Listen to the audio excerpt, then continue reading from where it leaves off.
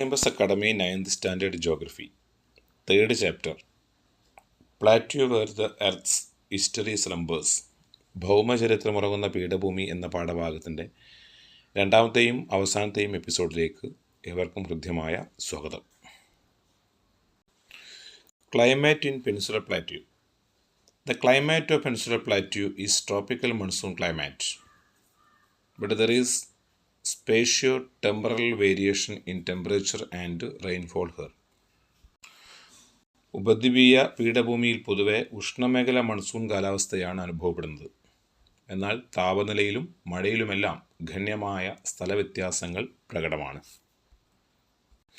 Factors influencing the climate of Peninsular Plateau. First one, tropical location. Second one, peculiar shape of peninsula. Third one, distance from the ocean. Fourth one, orientation of mountain ranges. And fifth one, direction of monsoon winds. ഉപദ്വീപീയ പീഠഭൂമിയിലെ കാലാവസ്ഥയെ സ്വാധീനിക്കുന്ന ഘടകങ്ങൾ എന്തെല്ലാമാണെന്നാണ് ഇവിടെ ചോദിച്ചിരിക്കുന്നത്. അതിലൊന്ന് ഉഷ്ണമേഖലയിലെ സ്ഥാനം, രണ്ട് ഉപദ്വീപീയ സവിശേഷ ആകൃതി, ഉപദ്വീപിൻ്റെ സവിശേഷ ആകൃതി, അതുപോലെ തന്നെ സമുദ്രത്തിൽ നിന്നുള്ള അകലം, പർവ്വതങ്ങളുടെ കിടപ്പ്, അതുപോലെ തന്നെ മൺസൂൺ കാറ്റിൻ്റെ ഗതി, ഇവയെല്ലാമാണ് ഉപദ്വീപീയ പീഠഭൂമിയിലെ കാലാവസ്ഥയെ സ്വാധീനിക്കുന്ന ഘടകങ്ങൾ. Factors influencing the climate of Peninsular Plateau. First one, tropical location, peculiar shape of the peninsula, distance from the ocean, orientation of mountain ranges, and direction of monsoon winds. The diurnal range of temperature is very high in the interiors of plateau due to the fall in the night temperature.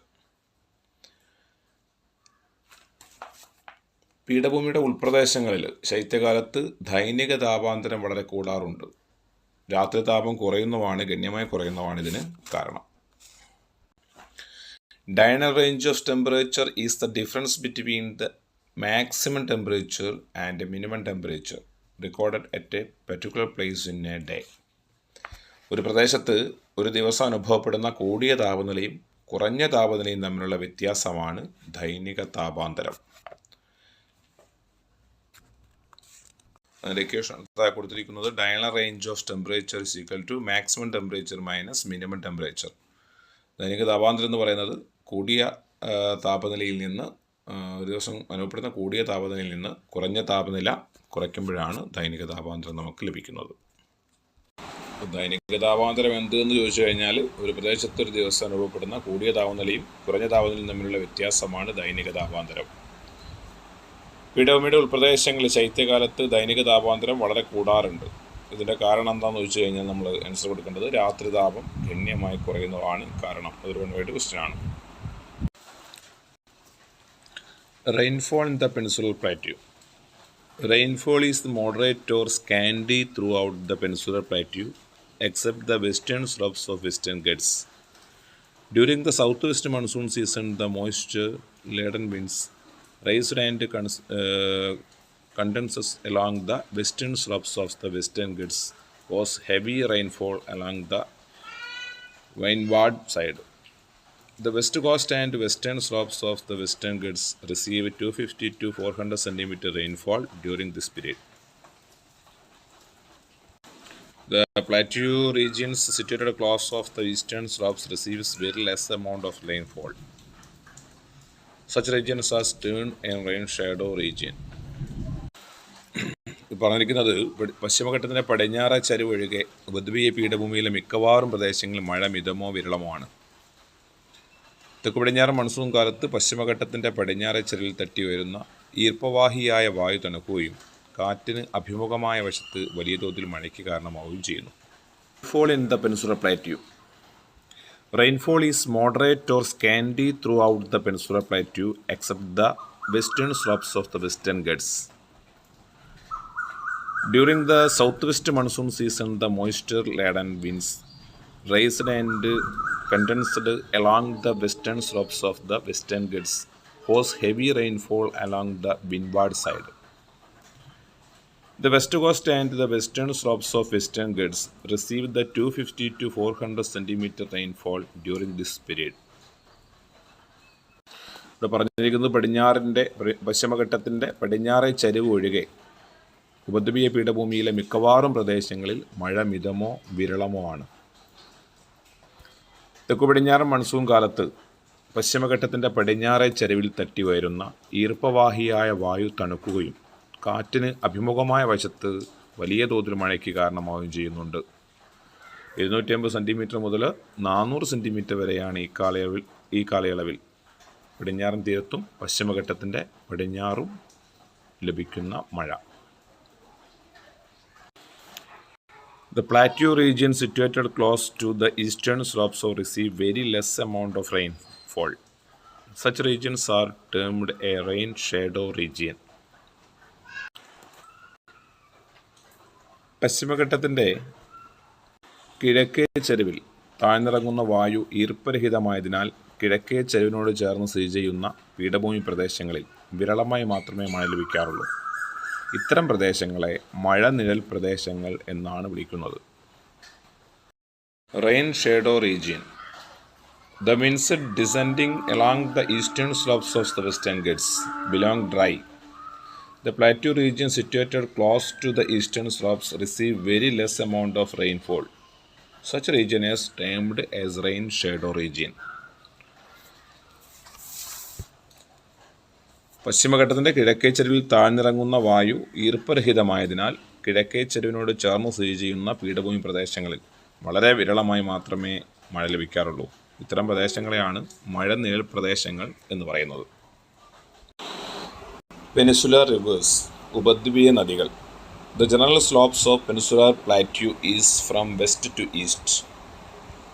The Western Ghats is major water divide in Peninsular India. 3 divisions of Peninsular drainage system. First one, the Peninsular rivers flowing eastward into Bay of Bengal. Second one, the Peninsular rivers flowing westward into the Arabian Sea. And third one, rivers that flow northward to join Yamuna and Ganga. ഉപദ്വീപീയ നദികളുടെ ചരിവ് പൊതുവെ പടിഞ്ഞാറുനിന്ന് കിഴക്കോട്ടാണ്. ഇതിലെ ഉയർന്ന ഭാഗമാണ് പശ്ചിമഘട്ടം. പശ്ചിമഘട്ടവും മധ്യ ഉന്നമടത്തിലെ മലനിരകളും ഡൽഹി കുന്നുകൾ വരെ നീളുന്ന ആരവല്ലി നിരയും ചേർന്ന് ഉപദ്വീപീയ നീരൊഴുക്കിനെ 3ആയി തിരിച്ചിരിക്കുന്നു. ഫസ്റ്റ് വൺ, ഒന്നാമതാണ് the peninsular rivers flowing eastward into Bay of Bengal. കിഴക്കോട്ടൊഴുകി ബംഗാൾ ഉൾക്കടലിൽ ചേരുന്ന ഉപദ്വീപീയ നദികൾ. Second one, the peninsular rivers flowing westward into Arabian Sea. പടിഞ്ഞാറോട്ടൊഴുകി അറബിക്കടലിൽ ചേരുന്ന ഉപദ്വീപീയ നദികൾ. And third one, rivers and flow north to join Yamuna and Ganga. വടക്കോട്ടൊഴുകി യമുനയിലും ഗംഗയിലും ചേരുന്ന നദികൾ. The rivers Mahanadi, Godavari, Krishna and Kaveri, and there the tributaries cut across the Peninsular Plateau and flows eastward throughout the eastern coastal plain to join the Bay of Bengal. Mahanadi, Godavari, Krishna, Kaveri എന്നീ നദികളും അവയുടെ പോഷണനദികളുമാണ് ഉപദ്വീപീയ പീഠഭൂമിയെ കീറി മുറിച്ച് കിഴക്കുദിശയിൽ ഒഴുകി കിഴക്കൻ തീരസമുദ്രത്തിലൂടെ ബംഗാൾ ഉൾക്കടലിൽ ചേരുന്നത്. അതിൽ കിഴക്കോട്ടൊഴുകി ബംഗാൾ ഉൾക്കടലിൽ ചേരുന്ന പുതിയ നദികൾ ഏതൊക്കെയെന്ന് ചോദിച്ചു കഴിഞ്ഞാൽ ഗോദാവരി, കൃഷ്ണ, കാവേരി, പെണ്ണാർ, പാലാർ എന്നീ നദികളാണ്. പടിഞ്ഞാട്ടൊഴുകി അറബിക്കടലിൽ ചേരുന്ന ഉപനദി നദികൾ ഉദാഹരണം ഗുരുപൂർ, കാളി, നേത്രാവതി, മണ്ഡോവി, സുവാരി, ശതാവതി, നർമ്മദ, താപ്തി, ഭാരതപ്പുഴ, പെരിയാർ. വടക്കോട്ടൊഴുകി യമുനയിലും ഗംഗയിലും ചേരുന്ന നദികൾ യമുന, ചമ്പൽ, സിന്ധ്, ബദ്വ, കെൻ. ഗംഗയിലേക്ക് മാത്രം ഒഴുകുന്നത് Son, Damodar, Subarnarekha, Akshay. What is catchment area? The defined area from where the water flow into a river into term a catchment area of the river. ഒരു നദിയിലേക്ക് ജലമൊഴുകിയെത്തുന്ന നിശ്ചിത ഭൂപ്രദേശമാണ് ആ നദിയുടെ വൃഷ്ടിപ്രദേശം. Second one, drainage basin. The area formed by the river and its tributaries is called a drainage basin. ഒരു നദിയും അതിൻ്റെ പോഷണനദികളും ഉൾപ്പെടുന്ന പ്രദേശത്തെ നീർത്തടം എന്ന് വിളിക്കുന്നു. Next, water divide. The boundary line separating two watersheds or drainage basin is called water divide. രണ്ട് നീർത്തടങ്ങളെ തമ്മിൽ വേർതിരിക്കുന്ന അതിർത്തി മേഖലയെ ജലവിഭാജകം എന്നാണ് വിളിക്കുന്നത്. Next, east flowing peninsular rivers. First one, Mahanadi, source Sihava in Raipur. Major tributaries Ib Tel. State sharing the rivers basin. Chhattisgarh, Odisha, Madhya Pradesh. Godavari, Nashik in Maharashtra. Major tributaries Pranhida, Indravati, Shabari. State sharing the river basin Maharashtra, Madhya Pradesh, Andhra Pradesh. Krishna, Mahabaleshwar in Maharashtra. Major tributaries Tungabhadra, Bhima, Koyna. State sharing the river basin Maharashtra, Karnataka, Andhra Pradesh. The last one, Kaveri, Brahmagiri Hills in Karnataka. Major tributaries Kabani, Bhavani, Amaravati. State sharing the river basin Karnataka, Tamil Nadu and Kerala. കിഴക്കോട്ടൊഴുകിയിട്ട് Bengal ഉൾക്കടലിൽ പതിക്കുന്ന നദികളെക്കുറിച്ചാണ് detailed ആയിട്ട് പറഞ്ഞിരിക്കുന്നത്. ഇതിൽ മഹാനദി ഉത്ഭവിക്കുന്നത് റായ്പൂരിലെ സിഹാഹവ ഛത്തീസ്ഗഡിലാണ്. പ്രധാന പോഷകനദികൾ ഇബ് tell. നദീതടം ഉൾക്കൊള്ളുന്ന സംസ്ഥാനങ്ങൾ ഛത്തീസ്ഗഡ്, ഒഡീഷ, മധ്യപ്രദേശ്. കിഴക്കോട്ടൊഴുകുന്ന രണ്ടാമത്തെ നദി ഗോദാവരി. മഹാരാഷ്ട്രയിലെ നാസിക്കാണ് ഉത്ഭവം. പ്രധാന പോഷകനദികൾ പ്രൺഹിത, ഇന്ദ്രാവതി, ശബരി. നദിയിടം ഉൾക്കൊള്ളുന്ന സംസ്ഥാനങ്ങൾ മഹാരാഷ്ട്രയും മധ്യപ്രദേശും ആന്ധ്രാപ്രദേശുമാണ്. കൃഷ്ണ നദി മഹാരാഷ്ട്രയിലെ മഹാബലേശ്വറിൽ ഉത്ഭവിക്കുന്നു. പ്രധാന പോഷകനദികൾ തുംഗഭദ്ര, ഭീമ, കൊയ്മ. നദിയിടം ഉൾക്കൊള്ളുന്ന സംസ്ഥാനങ്ങൾ മഹാരാഷ്ട്ര, കർണാടക, ആന്ധ്രാപ്രദേശ്. അവസാനമായതിൽ കാവേരി നദി ബ്രഹ്മഗിരി കുന്ന് കർണാടകത്തിൽ നിന്നാണ് അതിൻ്റെ ഉത്ഭവം. പ്രധാന പോഷകനദികൾ കബനി, ഭവാനി, അമനാവതി. നദിയിടം ഉൾക്കൊള്ളുന്ന സംസ്ഥാനങ്ങൾ Karnatakam, Tamil Nadu, Keralam. Text book page number 63-ൽ ഇന്ത്യ ഉപദ്വീപീയ നദികൾ, ഇന്ത്യ പെനിൻസുലാർ റിവേഴ്സ് എന്നുള്ള ഒരു മാപ്പുണ്ട്. മാപ്പ് കൃത്യമായിട്ട് നമ്മൾ വരച്ച് പഠിക്കേണ്ടതായിട്ടുണ്ട്, ഭാഗങ്ങൾ അടയാളപ്പെടുത്താൻ വേണ്ടി. കിഴക്കോട്ടൊഴുകുന്ന നദികളും പടിഞ്ഞാട്ടൊഴുകുന്ന നദികളും വടക്കോട്ടൊഴുകുന്ന നദികളൊക്കെ അടയാളപ്പെടുത്താൻ വേണ്ടി ചോദിക്കും. ഈ കിഴക്കോട്ടൊഴുകുന്ന നദികളെ തന്നെ നമ്മൾ ഏറ്റവും വലിയ ഉപദ്വീപ നദികൾ ഏതാണെന്ന് ഇവിടെ പറയുന്നുണ്ട്. Godavari, Krishna and Kaveri reverse. Godavari is the largest peninsular river. ഏറ്റവും വലിയ നദി കിഴക്കോട്ടൊഴുകുന്ന നദികളിൽ, ഉപദ്വീപ നദികളിലെ ഏറ്റവും വലിയ നദി ഗോദാവരിയാണ്.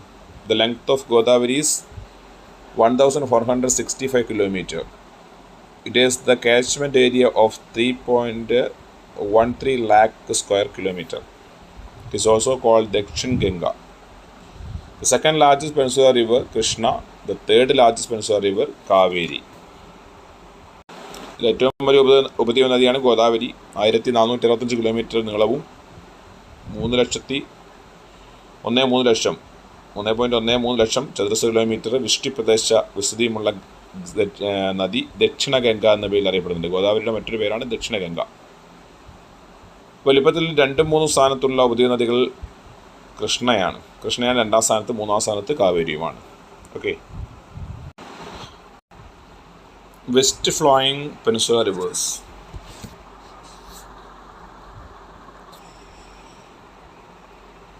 Most of the peninsular rivers except the Narmada and Tapti originate from the western slopes of Western Ghats and the swiftly flow into the Arabian Sea. Throughout the western coastal plains, rivers Narmada and Tapti originated from the uplands in Central Highlands. പടിഞ്ഞാട്ടൊഴുകുന്ന ഉപദ്വീപ നദികളെക്കുറിച്ചാണ് ഇവിടെ പറഞ്ഞിരിക്കുന്നത്.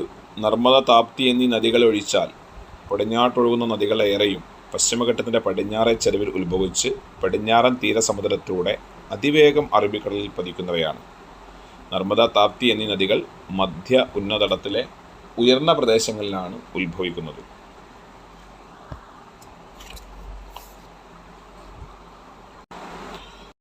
Factors that make the Narmada River the most notable west flowing peninsular river. First one, a step valley carved in marble rock.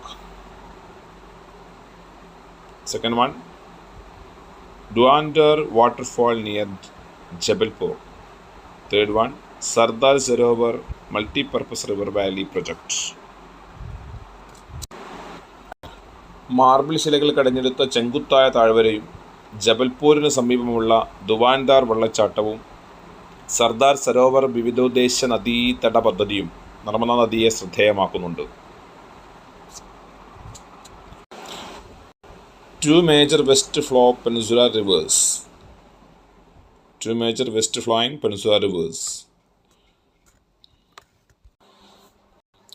River Narmada, source Amarkantak, Madhya Pradesh. Major tributaries Hiranbhanjan. States holding the river basin: Madhya Pradesh, Maharashtra and Gujarat. Tapti, Multai, Madhya Pradesh. Major tributaries Purna Girna. State holding the river basin: Madhya Pradesh, Maharashtra and Gujarat.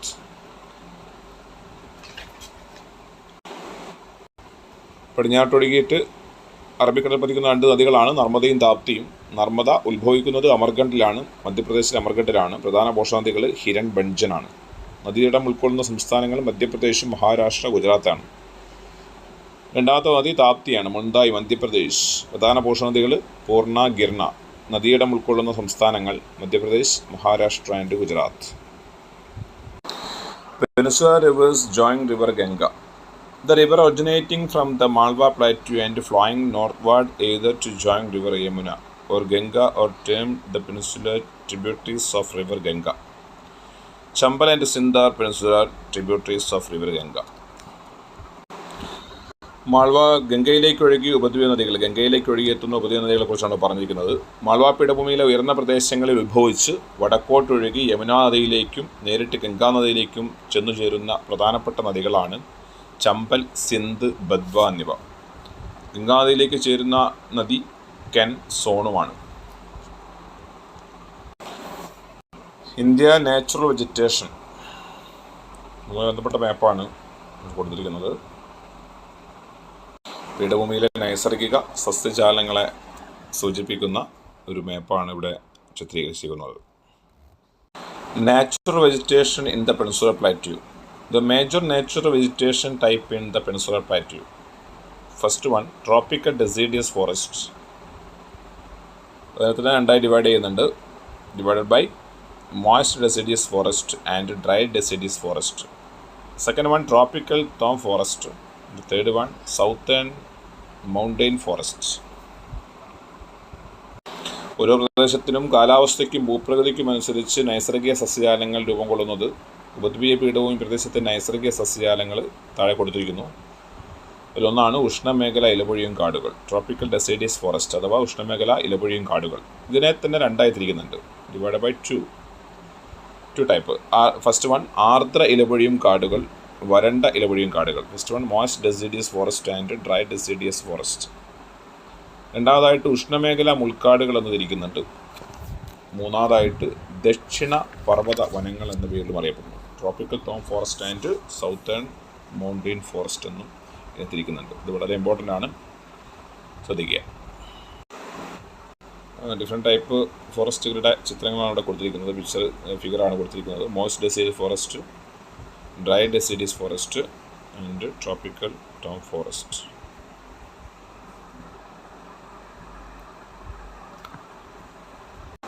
ഉഷ്ണമേഖല ഇലപൊഴിയും കാടുകളുടെയും ഉഷ്ണമേഖല മുൾക്കാടുകളുടെയും ദക്ഷിണ പർവ്വത വനങ്ങളുടെയും ഒക്കെ എന്താണ് ചിത്രങ്ങളാണ് ഇവിടെ കൊടുത്തിരിക്കുന്നത്. Natural vegetation in the peninsular plateau. First topic, tropical deciduous forest. These are the common natural forest in the peninsular plateau. Tropical deciduous forests are the confined to the region receiving 70 to 200 cm on annual rainfall. ഉഷ്ണമേഖല ഇലപൊഴിയും കാടുകളുടെ സവിശേഷതയാണ് പറഞ്ഞിരിക്കുന്നത്. ഉപദ്വീപീയ പീഠഭൂമിയിലെ ഏറ്റവും വ്യാപകമായ സ്വാഭാവിക വനങ്ങളാണിവ. 70 centimetre മുതൽ 200 centimetre വരെ വാർഷികമായി ലഭിക്കുന്ന പ്രദേശങ്ങളിലാണ് ഇത്തരം ഇലപൊഴിയും കാടുകൾ കാണപ്പെടുന്നത്. Type of tropical deciduous forest. Based on the availability of rainfall, there are of two types of tropical deciduous forest. First one, moist deciduous forest and dry deciduous forest. ഉഷ്ണമേഖല ഇലപൊഴിയും കാടുകളെ മഴയുടെ ഏറ്റക്കുറച്ചിൽ മുൻനിർത്തി ഇതിനെ രണ്ടായിട്ട് തിരിക്കുന്നുണ്ട്. ഒന്നാണ് മോയ്സ്റ്റ് ഡെസിഡിയസ് ഫോറസ്റ്റ് അഥവാ ആർദ്ര ഇലപൊഴിയും കാടുകൾ, മറ്റൊന്ന് വരണ്ട ഇലപൊഴിയും കാടുകൾ, dry deciduous forest. Moist deciduous forest found in the areas receiving 100 to 200 centimeter annual rainfall. Region of moist deciduous forest in the Peninsular Plateau. First one, the eastern slopes of the Western Ghats. Second one, the hill of Madhya Pradesh and Chhattisgarh. Third one, the Chota Nagpur region. Trees in the moist deciduous forest. First one, teak, sal, shisham, maua, sandalwood. ആർദ്ര ഇലപൊഴിയും കാടുകളുടെ സവിശേഷതയെക്കുറിച്ചാണ് പറഞ്ഞിരിക്കുന്നത്. 100 centimetre മുതൽ 200 centimetre വരെ വാർഷിക മഴ ലഭിക്കുന്ന പ്രദേശങ്ങളിലാണ് ഇവ കാണപ്പെടുന്നത്. പശ്ചിമഘട്ടത്തിൻ്റെ കിഴക്കൻ ചരിവുകളിൽ കണ്ടുവരുന്നു. മധ്യപ്രദേശ്, ഛത്തീസ്ഗഡ് സംസ്ഥാനങ്ങളിലെ കുന്നുകളിലും ഛോട്ടാ നാഗ്പൂരിലും ഇത്തരം സസ്യജാലങ്ങളുണ്ട്. ഇവിടെ പൊതുവെ കാണപ്പെടുന്ന സസ്യജാലങ്ങളാണ് തേക്ക്, സാൽ, ശിഷം, മൗവം, ചന്ദനം തുടങ്ങിയവ വൃക്ഷങ്ങൾ.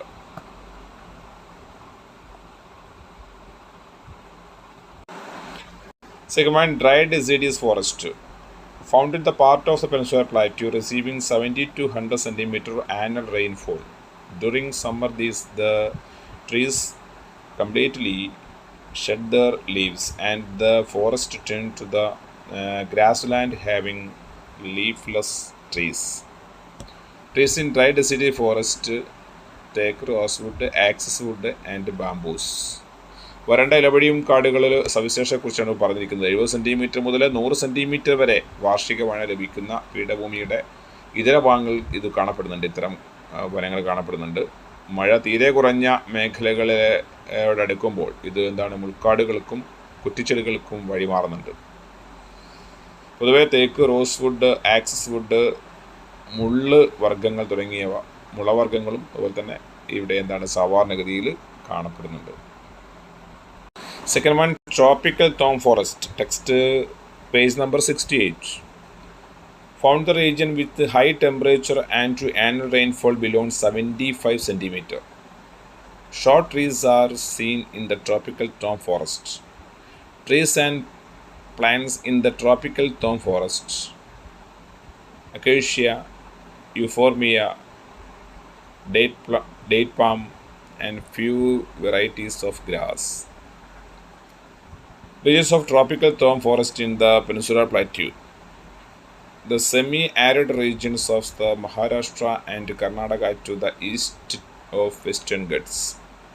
The dry region of the Andhra Pradesh, Telangana and Tamil Nadu. ഉഷ്ണ മേഖല മുൾക്കാടുകൾ അതിൻ്റെ സവിശേഷതയെക്കുറിച്ചാണ് പറഞ്ഞിരിക്കുന്നത്. 70 സെൻറ്റിമീറ്റർ മുതൽ താഴെ വാർഷികമായി ലഭിക്കുന്ന ഉയർന്ന താപനിലയുള്ള പ്രദേശങ്ങളിലാണ് ഇത്തരം വനങ്ങൾ കാണപ്പെടുന്നത്. ഉഷ്ണമേഖല മഴക്കാടുകൾ കാണപ്പെടുന്നത്, മുൾക്കാടുകൾ കാണപ്പെടുന്നത്. ആംഗികമായിട്ട് ഉയരം കുറഞ്ഞ മരങ്ങൾ കാണപ്പെടുന്നുണ്ട്. അക്കേഷ്യ, യൂഫോർബിയ, ഈന്തപ്പന, ചിലം ഇനം പുൽവർഗ്ഗങ്ങളൊക്കെയാണ് ഇവിടെ പ്രധാനമായിട്ടും കാണപ്പെടുന്ന സസ്യങ്ങൾ.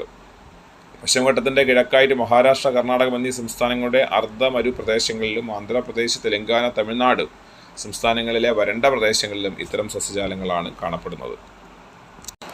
Third and last one, the southern mountain forest. Region of southern mountain forest in the Peninsular Plateau.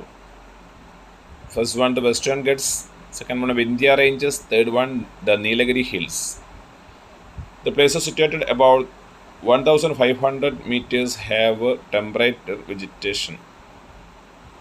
The places situated below 1,500 meters have subtropical vegetation. The subtropical vegetation along the Nilagiris, Palani, Anamalai are called the Shola forests. ദക്ഷിണ പർവ്വത വനങ്ങളുടെ സവിശേഷതയെക്കുറിച്ചാണ് ഇവിടെ പറഞ്ഞിരിക്കുന്നത്. പീഠഭൂമിയിലെ ഉയർന്ന പ്രദേശങ്ങളായിട്ടുള്ള പശ്ചിമഘട്ടം, വിന്ധ്യാനിരകൾ, നീലഗിരി കുന്നുകൾ എന്നിവിടങ്ങളിൽ കാണപ്പെടുന്ന സസ്യജാലങ്ങളെ പൊതുവിൽ ദക്ഷിണ പർവ്വത വനങ്ങൾ എന്ന വിഭാഗത്തിൽ ഉൾപ്പെടുത്താം. ഇവിടങ്ങളിൽ 1500 മീറ്റർ കൂടുതൽ ഉയരമുള്ള ഇടങ്ങളിൽ മിതോഷ്ണ സസ്യജാലങ്ങളും താഴേക്ക് വരുമ്പോൾ ഉപോഷ്ണ സസ്യജാലങ്ങളും കാണപ്പെടുന്നുണ്ട്. നീലഗിരി, പളനി, ആനമല നിരകളിലെ ഉപോഷ്ണ സസ്യജാലങ്ങളെ ചോലവനങ്ങൾ അഥവാ ഷോള ഫോറസ്റ്റ് എന്നും വിളിക്കുന്നുണ്ട്. Type of nature vegetation in the peninsular plateau. List പരിശോധിക്കുക.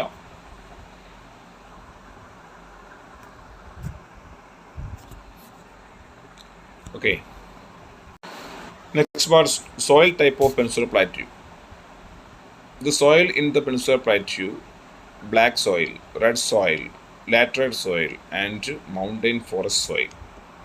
പൊതുവെ പീഠഭൂമിയിൽ പൊതുവെ കാണപ്പെടുന്ന മണ്ണിനങ്ങളാണ് കറുത്ത മണ്ണും ചെമ്മണ്ണും ലാറ്ററൈറ്റ് മണ്ണും പർവ്വത മണ്ണും. Black soil, red soil, laterite soil and mountain forest soil. Soil type in Peninsular Plateau.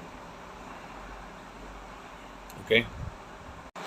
Black soil formation formed as result a long-term weathering of lava rocks called basalt. Features best suitable cotton cultivation. Generally very fertile, having water raining capacity. കറുത്ത മണ്ണ് രൂപം കൊള്ളുന്നത് basalt ലാവാശിലകൾക്ക് ദീർഘകാലത്തെ അപക്ഷയം സംഭവിച്ച് രൂപം കൊള്ളുന്നതാണ്. മഹാരാഷ്ട്ര, മധ്യപ്രദേശ് എന്നീ സംസ്ഥാനങ്ങൾ പ്രധാനമായും കർണാടക, തെലങ്കാന, ആന്ധ്രാപ്രദേശ്, ഗുജറാത്ത്, തമിഴ്നാട് എന്നീ സംസ്ഥാനങ്ങൾ ഭാഗികമായും കറുത്ത മണ്ണ് കാണപ്പെടുന്നുണ്ട്. Second one, red soil formed by the weathering of the very old crystalline metamorphic rocks. Features red colored to presence of iron. Also found in brown, grey and yellow colors. പൊതുവെ പീഠഭൂമിയിലെ പ്രാചീന പരരൂപ കായാന്തരിക ശരികൾക്ക് അവക്ഷയം സംഭവിച്ചാണ് ചെമ്മണ്ണ് ഉണ്ടായിരിക്കുന്നത്. പൊതുവെ ചെമ്മണ്ണിന് ചുവന്ന നിറം കിട്ടാൻ കാരണം മണ്ണിലടങ്ങിയിരിക്കുന്ന അയണിൻ്റെ അംശമാണ്, അഥവാ ഇരുമ്പിൻ്റെ അംശമാണ്. ഈ മണ്ണ് തവിട്ട് നിറത്തിലും ചാര നിറത്തിലും മഞ്ഞ നിറത്തിലും പൊതുവെ കാണപ്പെടുന്നുണ്ട്. Laterite soil as result of the leaching of the minerals and weathering at places experiencing intermittent seasons of rain and drought. Features less fertile, used the cultivation with the help of fertilization. കനത്ത മഴയും വരൾച്ചയും മാറി മാറി അനുഭവപ്പെടുന്ന പ്രദേശങ്ങളിൽ മണ്ണിലെ silica, ചുണ്ണാമ്പ് തുടങ്ങിയ ലവണങ്ങൾ ഊർന്നിറങ്ങൽ പ്രക്രിയയിലൂടെ നീക്കം ചെയ്യപ്പെടുന്നതിൻ്റെ ഫലമായി രൂപപ്പെടുന്നതാണ് ലാറ്ററൈറ്റ് മണ്ണ്. ഇത് പൊതുവെ എന്താണ്, നമ്മുടെ പശ്ചിമഘട്ടം പീഠഭൂമിയിൽ പശ്ചിമഘട്ടം, പൂർവ്വഘട്ടം, രാജ്മഹൽ കുന്നുകൾ, വിന്ധ്യ സത്പുര നിരകൾ, മാൾവ പീഠഭൂമി പ്രദേശങ്ങളിലൊക്കെ ഈ മണ്ണ് കാണപ്പെടുന്നുണ്ട്.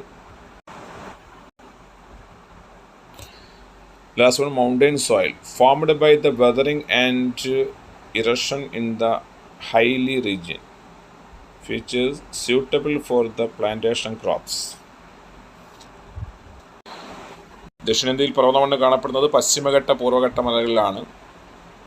കർണാടകം, തമിഴ്നാട്, കേരളം എന്നീ സംസ്ഥാനങ്ങളിൽ തോട്ടവിളകൾക്ക്, പ്രത്യേകിച്ച് തേയില, കാപ്പി, സുഗന്ധദ്രവ്യങ്ങൾക്ക് ഇത്തരം മണ്ണ് വളരെ അനുയോജ്യമാണ്. Agriculture in Peninsular Plateau. Though the Peninsular Plateau is not as the suitable for the agriculture as the northern plains or the wide variety of the crops are still cultivated here. Major crops cultivated in Peninsular Plateau: rice, wheat, cotton, sugarcane, tobacco, plantation crop like tea and coffee. പൊതുവെ പീഠഭൂമിയിൽ ചിലയിടങ്ങളിൽ മാത്രമേ കൃഷി സാധ്യമാവുന്നുള്ളൂ. അതിൻ്റെ കാരണങ്ങൾ അവിടെ പറഞ്ഞിരിക്കുന്നത് നിമ്നോന്നതമായ ഭൂപ്രകൃതിയാണ്, എന്നുവെച്ചാൽ ഉയർന്നു താഴ്ന്നിരിക്കുന്ന ഭൂപ്രകൃതിയാണ്, നിരപ്പായ പ്രദേശമല്ല. അതുപോലെ തന്നെ നീരൊഴുക്കിൽ കാർന്നെടുക്കപ്പെടുന്ന മേൽമണ്ണ് നഷ്ടപ്പെട്ട് കഴിഞ്ഞാൽ ഫലപുഷ്ടത നഷ്ടപ്പെടും. അതുപോലെ തന്നെ ചെങ്കുത്തായ ചരിവുകൾ, മേൽമണ്ണിൻ്റെ കനക്കുറവ്, അനാവൃത ശിലകൾ, ഇടയ്ക്കുള്ള കുന്നുകൾ. പൊതുവെ പീഠഭൂമിയിലെ വിവിധ ഭാഗങ്ങൾ കൃഷി ചെയ്യുന്ന പ്രധാനപ്പെട്ട വിളകൾ ഇവിടെ പറയുന്നുണ്ട്. നെല്ല്, ഗോതമ്പ്, പരുത്തി, കരിമ്പ്, പുകയില, കാപ്പി, തേയില എന്നിവയാണ്.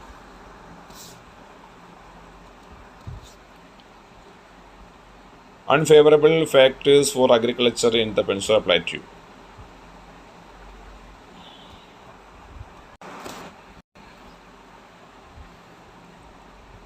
First one, undulating topography and fluvial eroded surface soil, steep slopes, thin top soil, exposed rocks and few scattered hills. Coffee. The leading producer of coffee in India, Karnataka. Karnataka on about the 59% of the coffee plantation and 71% coffee production in India. Kerala with 22% of production stands second. Rich varieties of coffee cultivated in Karnataka and Kerala: Arabica and Robusta. ഇന്ത്യയിലെ കാപ്പി ഉൽപ്പാദനങ്ങളിൽ ഒന്നാം സ്ഥാനത്തുള്ള സംസ്ഥാനം കർണാടകയാണ്. രണ്ടാം സ്ഥാനത്ത് കേരളമാണ്. കാപ്പി കൃഷിയുടെ ഏകദേശം 59% കാപ്പി ഉൽപ്പാദനത്തിൻ്റെ ഏകദേശം 75% കർണാടകത്തിൽ നിന്നാണ്. ഉൽപ്പാദനത്തിൽ ഏകദേശം 22% രണ്ടാം സ്ഥാനത്തുള്ള സംസ്ഥാനത്തുള്ളത്, അതായത് കേരളത്തിലുള്ളത്. ഇന്ത്യയിൽ കൃഷി ചെയ്യുന്ന മുന്തിയ ഇനം കാപ്പി ഇനങ്ങളുടെ പേരുകളാണ് ഇവിടെ കൊടുത്തിരിക്കുന്നത്. അറബിക്കയും റോബസ്റ്റയുമാണ്. Tea. The tea plantation in the plateau are the confined to the Nilagiri Hills and Western Ghats region in Tamil Nadu, Karnataka and Kerala. This region occupies 44% of the tea plantation and 25% of the total tea production in India. Both tea plantations and allied industries, beginning the labor intensive, provide a lot of employees opportunities. പൊതുവെ പീഠഭൂമിയിലെ തേയില കൃഷിയെക്കുറിച്ചുള്ള ഒരു കുറിപ്പാണ് ഇവിടെ പറഞ്ഞിരിക്കുന്നത്. പീഠഭൂമിയിലെ തേയില കൃഷി പ്രധാനമായും തമിഴ്നാട്, കർണാടകം, കേരളം എന്നീ സംസ്ഥാനങ്ങളിലായിട്ട് വ്യാപിച്ചു കിടക്കുന്ന നീലഗിരി കുന്നുകളിലും പശ്ചിമഘട്ടങ്ങളിലുമാണ്. ഇന്ത്യയിലെ ആകെ ഉൽപ്പാദനത്തിൻ്റെ 20% തോട്ട വിസ്തൃതിയുടെ 22% ഈ മേഖലയിലാണ്. ധാരാളം തൊഴിലാളികൾ ആവശ്യമായതിനാൽ തേയിലത്തോട്ടങ്ങളിലും അനുബന്ധ വ്യവസായങ്ങളിലുമായിട്ട് അനവധി തൊഴിലവസരങ്ങൾ സാധ്യമാവുകയും ചെയ്യുന്നുണ്ട്. Next one, sugarcane. The most favorable conditions of sugarcane cultivation persist of the Deccan Plateau regions even throughout the northern plains dominates in the areas of cultivation. Let's see the favorable conditions here. Black lava soil in the Deccan Plateau. The tropical climate and long crushing season. Comparatively high sucrose content in the tropical variety of sugarcane. ഉത്തരേന്ത്യൻ സമുദ്രങ്ങളിലാണ് കൂടുതൽ കരിമ്പ് കൃഷി ഉള്ളതെങ്കിലും കരിമ്പ് കൃഷിക്ക് ഏറ്റവും അനുകൂലമായ കാലാവസ്ഥ ഒരുക്കുന്നത് ഡെക്കാൻ പീഠഭൂമി പ്രദേശത്താണ്. ഇവിടുത്തെ അനുകൂല ഘടകങ്ങൾ ഇവിടെ താഴെ പറയുന്നുണ്ട്. അതിലൊന്ന് ഡെക്കാൻ പീഠഭൂമിയിലെ കറുത്ത ലാവാമണ്ണ്, രണ്ടാമതായിട്ട് ഉഷ്ണമേഖല കാലാവസ്ഥയും ദീർഘമായ വിളവെടുപ്പ് കാലവും, മൂന്നാമതായിട്ട് ഉഷ്ണമേഖല വിളയുന്ന കരിമ്പിൻ്റെ താരതമ്യ ഉയർന്ന അളവിലുള്ള സൂക്രോസിൻ്റെ അംശം. സൂക്രോസാണ് നമ്മളെ കരിമ്പ് ഉൽപ്പന്നങ്ങൾക്ക് മധുരം നൽകുന്ന കണ്ടന്റ്.